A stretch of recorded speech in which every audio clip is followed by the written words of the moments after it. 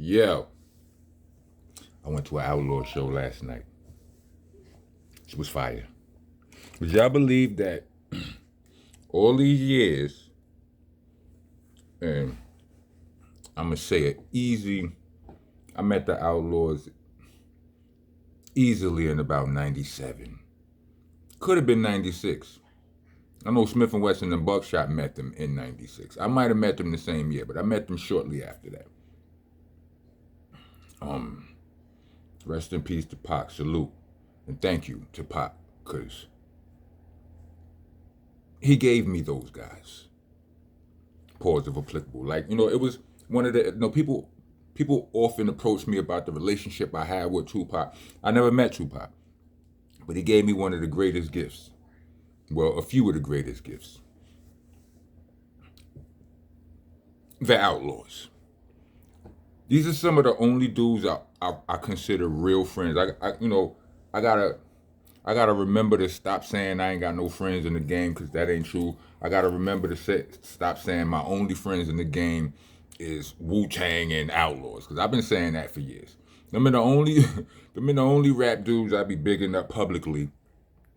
But in real life, I had to do inventory on my life, and it's other dudes out there that I do rock with. Wild love for, have always been there for us, and vice versa, right? But salute to all of them. You know what I mean? Like, it's a lot. I don't want to start naming names and forget somebody and forget, you know what I'm saying, and have nobody feeling no type of way, even though they wouldn't, because niggas is men, right? But it's always been different with the Outlaws. Like, I slept on the floor in those dudes' crib in, what was it, Tarzana, California. Like we stayed like, what was it, Helter Skelter and Doc Holliday, and or Helter Skelter and my boy Niggy Knock, or all of the above. Like, we stayed with them at their crib, like, like, no hotel, we with them.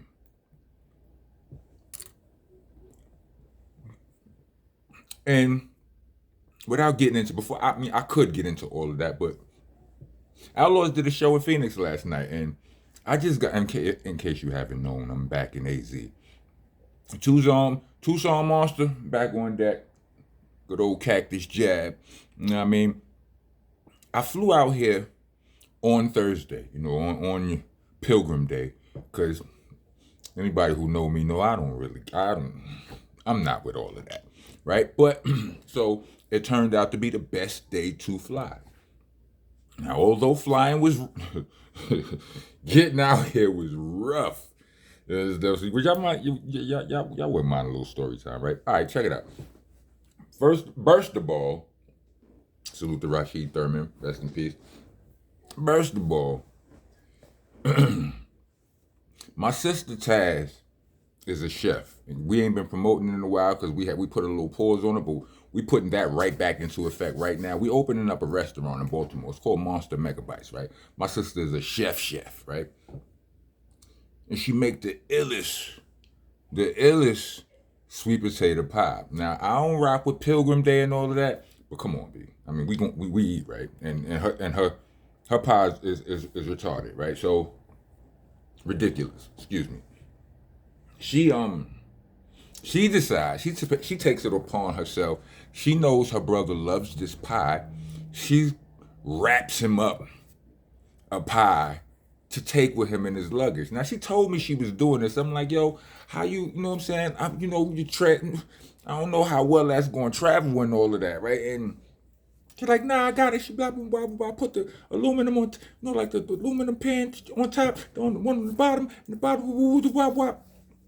All right, whatever. I go on about my business. When I finally get back, when I'm getting ready to leave, and she shows this to me, I look at this. Because it didn't look like a pie the way she had it stashed. I mean, the way she had it wrapped up. It didn't look like a pie at all. It looked like a brick of dope. And I don't know why I didn't say that to her. I just took it. I'm like, well, it fit. I saw the logic in the way she had it packaged. Like, it wasn't round, it was squared now. Like, You know, like the square aluminum disposable, like cookout trays. You could cook them. You know, they be aluminum, but you put the potato salad in there, you might have the chicken in them, you might have whatever, but they be square. She took the top of one of those and put it on the top, like a square one, put it on the top of the pie, one on the bottom, so it gave it a square shape. She had all kind of bubble wrap on this. This was a... And if I really was a part of if I really participated in that hustle, it would have probably dawned on me immediately that shit looked like a brick of dope, right? But it didn't. So I just, all right, travel's fine. Boom, put it in my bag, get on my way, go to the airport. That shit damn near got me cavity searched. Pause. Protesters, get your ass out of here. The rest of y'all, welcome to the nation, Monster Nation, that is. I am your host, your tour guide, your president, and king around here, Mr. Monster Man Rocco, a.k.a. Rockness Monster. Landlord, owner, tenant, the janitor, I mops the damn floor. With you, if you don't follow the rules around here. The rules are you got to like, comment, subscribe, share, hit the bell for all notifications, all of them. You know what I mean? If you trying to be a taxpaying citizen of the nation, then you hit the Cash App. Or, no. You hit the super thanks. You know what I'm saying? But if you're really feeling froggy, hit the Cash App. I just wanted to, highlight my party favorites.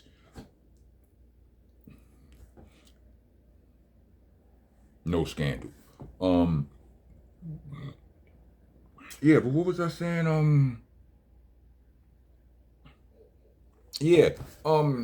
So I damn near got cavity searched. Like, soon as I went through the jump off, it was like, yo, well, I'm exaggerating, but it was like, yo, I watched my bag go through the metal detector immediately. I wasn't even through the metal detector before I seen my shit come out the X-ray and go over there in that side jump off where they got to search. They got to search. They got to go all through it. So I go through the metal, the jump off. Come get me. I'm like, yo, it's the sweet potato pie. It's not her job to listen to me. It's her job to check. She's unraveling. I'm like, oh. I was completely mentally prepared to be like if it would have got too bad, if it would have got too messy, I'm like, y'all can have that. Like, I made it up in my mind. You understand what I'm saying? But long story short, it worked out. I just now had a slice. It's just delicious. Back to the story. So also my layover, I had a layover in Texas. The layover was like 45 minutes. My plane landed and just stayed on the runway for like 35 of those minutes. Missed my connection. Had to end up doing... So it was rough. You understand what I'm saying? I be having to regulate my emotions in these situations so I actually make it to my destination. Because when I do everything on purpose, like I got there early enough to get there on time, and y'all, I got there early enough to get triple searched and still be on and then y'all make me miss a flight.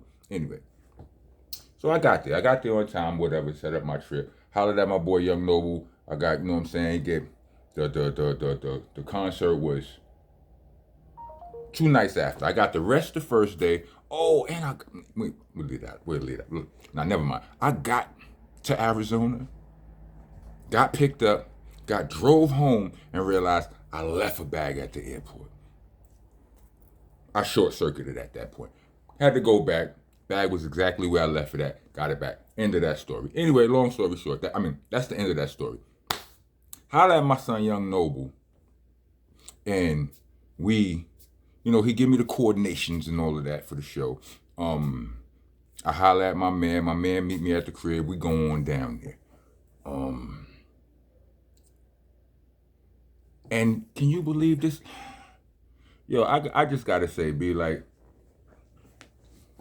we always talking about family this my man, that's my man, I really ride with niggas.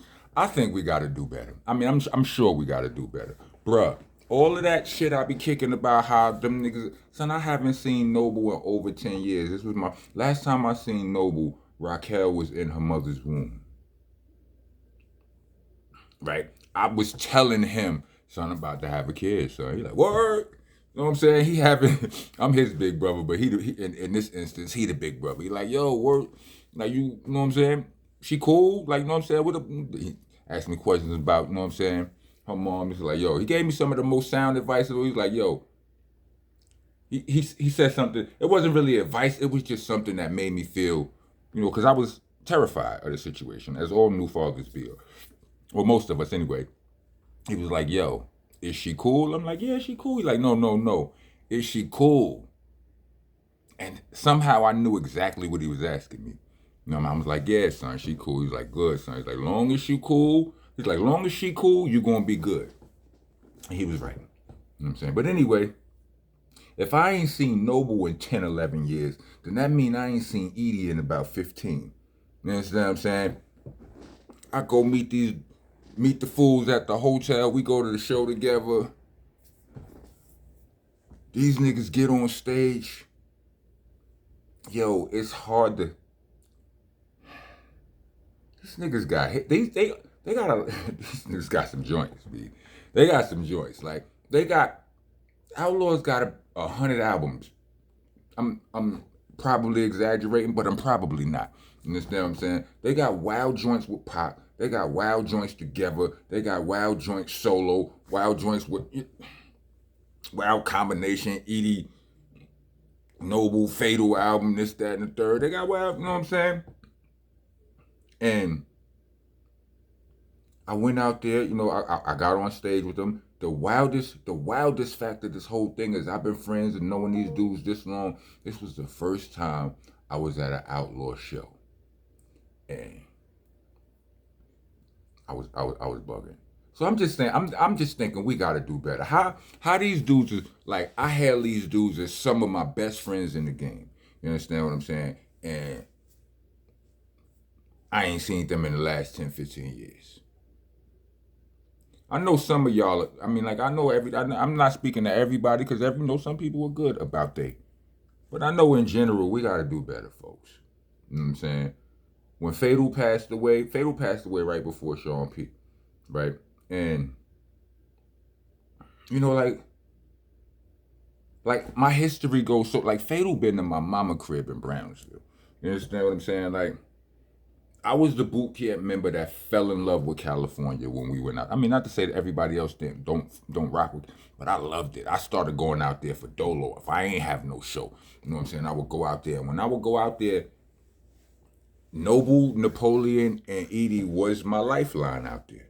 You understand what I'm saying? Like I had, I might have had a chick, you know what I'm saying, shorty situations going on over there. I had a couple of, white boy business connections and all of that. But when it came to the niggas, they was it. You understand what I'm saying? And, after all of them years, I link up with the bros, and I swear it felt like I saw these niggas yesterday. It's just a dope night overall. Dope night. I had a great night. You know what I'm saying? I came back with some Outlaw merch. You know what I'm saying? Y'all might want to tap into the boys and salute them. You know what I'm saying? Outlaw University. An interesting story about me and the Outlaws. When I was signed to DJ Lethal lived in the house that Tupac used to own. Right? So I used to go to that crib and I recorded a couple of songs in that crib. And I'm in California. I think Edie lived in Atlanta at this time, so he wasn't out there. I'm like, yo, hey, yo, come through, son. I'm over here recording, blah, blah, blah, blah, blah, blah. So I'm like, all right, I gave him the address. It ain't even dawned on me. Like, I meant to tell him this before, that I was in the crib that Pac used to live in. Not even dawning on me that if Pac used to live there, he used to live there, right? So I get a nigga the address. And then, I go back to work. I'm waiting for something. This crib got a whole gate, a hill. It's in one of those secluded up in the hills. The entry is all the way down. This nigga bypassed all of that. He knocking on the window. I'm like, oh shit. Go open the door for him. Like, yo, I used to live here. I'm like, oh shit. I felt weird. I never told no, but I felt weird about that. Edie, when we was in New York that time, one time you was in New York, you hollered at me, and I was working. I'm like, yo, I'm in the studio, son. Come through. He like, where you at? I gave him the address, and it was Quad Studio. I think I might have told him where it was. I told him it was Quad first, and then I went to give him the address because me all absent-minded, ADHD. I'm like, yo, it's Quad. The address is blah, blah. He like, yeah, I know where that's at. That's where my nigga got. I was like, oh. I felt weird, and I think my uncomfortability was palatable on the phone. He was like, don't worry about it. I'm on my way. These some real niggas, B. Real talk. They're some of the realest. I know they get love all over the world, but I personally don't feel like New York. Maybe it's because of the situation that they had, with Death Row and Bad Boy when they was beefing. But I feel like they don't get as much recognition as they should in my home state. You know what I'm saying? And they did a lot for us. They did a lot. Listen, if Pac would have remained alive, our life might have been. It could. This shit could have played out way different. You understand what I'm saying? Speaking of which, there was a weird moment. I had a weird moment on stage with them. You know what I'm saying? Because, of course they're going to play the hits, right? And in true, think about what's going on now. You got Drake trying to get Kendrick to not perform Not Like Us at the Super Bowl. It's one of the biggest hits. He's going to perform that song everywhere. A lot of Pac's biggest hits, with them on it too, you know what I'm saying, was Going At Bad Boy. So this was the first time I was on the stage with them ever, or first time I'm on stage ever at any point, and Hit 'Em Up comes on. I had, I had my own smoke with Bad Boy and all them. Salute to JM, Junior Mafia, and everybody that's cool with us, and now I'm cool with y'all. It's all good. Salute to them. But it felt weird for me. If this was in the 90s and I was on stage with them and that song came on, I'd have been. But, 2024 came on, I was, I liked the song, ain't no shame in liking the song, but I felt a little bit weird turning up to it. You understand what I'm saying? But it is what it is. Salute to all parties involved. I'm going to get out of here. I've been on here talking for 17 minutes, damn near 18 minutes, and I ain't gave y'all no drama. Ain't no drama here. You understand what I'm saying? That's all y'all be looking for is a drama. And I don't like it, personally, but here, this is what you get. So, if you made it to the end of this video, let me get 4 music notes. Go follow Young Noble, Idi Amin on IG and check out all they do. I think Idi Amin does radio in LA now. So when I get out there, I'm gonna do some of that with him. You know what I mean? Anyway, look for footage. I was gonna do a video where I put the footage, you know what I'm saying, where I edit the footage into this, but I don't know how to do that. When I did that for the Buckshot Party, I had my man do that. You understand what I'm saying? So, and he ain't out here in technical difficulties, but I'm working on it though. I'm gonna get y'all all of the footage. If you go check my shorts right now, I'm gonna drop one. By the time you see this, it should be one there. Anyway, rock on, rock on.